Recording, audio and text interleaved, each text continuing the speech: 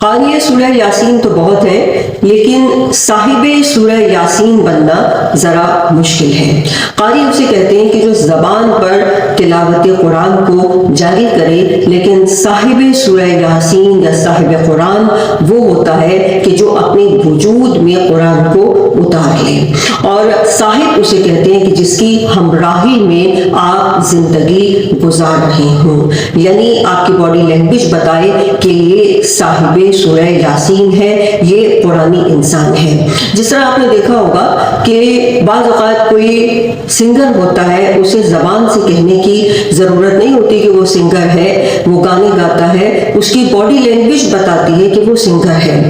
اسی طرح ایک ایکٹر کی باڈی لینگویج بتاتی ہے کہ وہ ایک ایکٹر ہے، ایک عالم کی باڈی لینگویج بتاتی ہے کہ وہ ایک عالم ہے۔ دراصل ہم جس چیز کو اپنے وجود کا حصہ بنا لیتے ہیں تو یہ ہماری باڈی خود اعلان کر دیتی ہے، یہ ہماری باڈی کی ایک لینگویج ہے، ایک زبان ہے۔ آپ کو پتہ ہے کہ کچھ گھر ایسے ہیں اس دنیا میں کہ جہاں فرشتے اترنا پسند کرتے ہیں اور بارگاہ الہی میں رو رو کر ان کے لیے دعا کرتے ہیں، ان کے لیے بے چین ہوتے ہیں اور ان کے گھروں سے بلاؤں کو بھی دفع کرتے ہیں۔ اور یہ گھر کون سے ہیں؟ یہ وہ گھر ہیں کہ جہاں نہ صرف ہاتھوں میں قرآن ہوتا ہے، نہ صرف زبانوں پر قرآن ہوتا ہے، بلکہ ان کے پورے وجود قرآن کی خوشبو سے معطر ہوتے ہیں۔ اسی لیے سورہ یاسین کو ریحانۃ القرآن کہا جاتا ہے کہ ایک ایسی اسٹرانگ خوشبو، ایک ایسی طاقتور خوشبو کہ جو صاحب سورہ یاسین کے وجود میں رچی بسی ہوتی ہے۔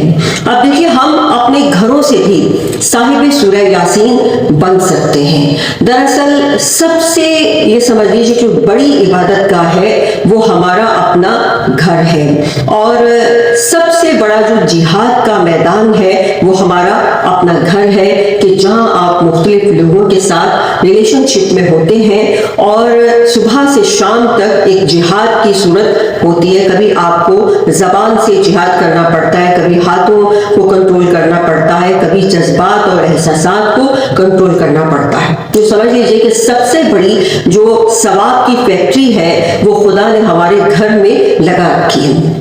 اگر آپ چاہتے ہیں کہ آپ کے گھر میں فرشتے اتریں اور آپ چاہتے ہیں کہ بہت سارے حج و عمروں کا ثواب آپ کو مل جائے تو آپ اپنے گھر سے یہ تمام ثواب لے سکتے ہیں۔ حتیٰ کہ جو ہم ایک دوسرے کو پکارتے ہیں، جو اگر آپ کسی کو پکار رہے ہیں گھر کے اندر، جیسے آپ اپنی وائف کو پکارتے ہیں، آپ اپنے ہسبینڈ کو پکارتے ہیں، آپ جو ہے وہ اپنے بچوں کو پکارتے ہیں، اپنے والدین کو پکارتے ہیں، اس پکار میں بھی اگر مٹھاس ہو، اگر آپ سافٹلی ساؤنڈ کر رہے ہیں تو وہاں بھی خدا نے آپ کے لیے ثواب رکھا ہے۔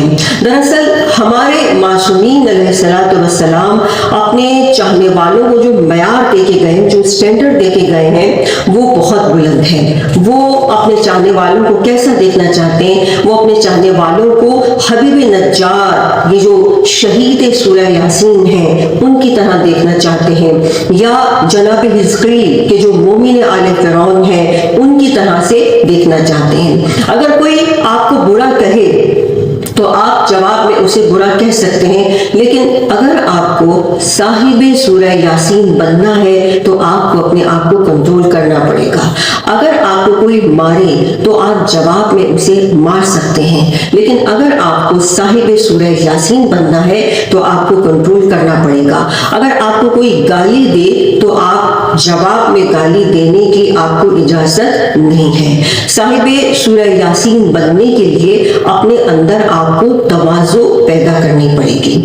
ایک بار حضرت عیسیٰ علیہ السلام نے اپنے ساتھیوں سے کہا کہ میری ایک حاجت ہے، ایک خواہش ہے۔ تو ان کے ساتھیوں نے کہا کہ آپ بیان کریں کہ آپ کی کیا خواہش ہے۔ تو انہوں نے اٹھ کر ان کے پاؤں دھونا شروع کر دیے۔ انہوں نے کہا کہ یا نبی اللہ آپ یہ کیا کر رہے ہیں، آپ نبی ہیں ہمارے، ہمیں چاہیے کہ ہم آپ کے پاؤں دھوئیں۔ آپ نے فرمایا کہ میں اس لیے تمہارے پاؤں دھو رہا ہوں کہ کل جب میں دنیا سے چلا جاؤں تو تم لوگوں کے پاؤں دھو، یعنی تم لوگوں کے ساتھ تواضع سے پیش آؤ۔ تو اس وقت حضرت عیسیٰ نے کہا کہ ہر چیز کی جو بنیاد ہے وہ تواضع انکساری سے رکھی جا سکتی ہے، کیونکہ پیداوار نرم زمین میں ہوتی ہے۔ ایک کھیتی جو اگتی ہے وہ نرم زمین میں اگتی ہے، نہ کہ کسی پہاڑ میں۔ اسی لیے کسی شاعر نے کہا کہ مٹا دے اپنی ہستی کو اگر کچھ مرتبہ چاہیے، کہ دانہ خاک میں مل کر گل و گلزار ہوتا ہے۔ خداوند عالم سے دعا ہے کہ وہ ہمیں صاحب سورہ یاسین بننے کی توفیق عطا فرمائے، آمین۔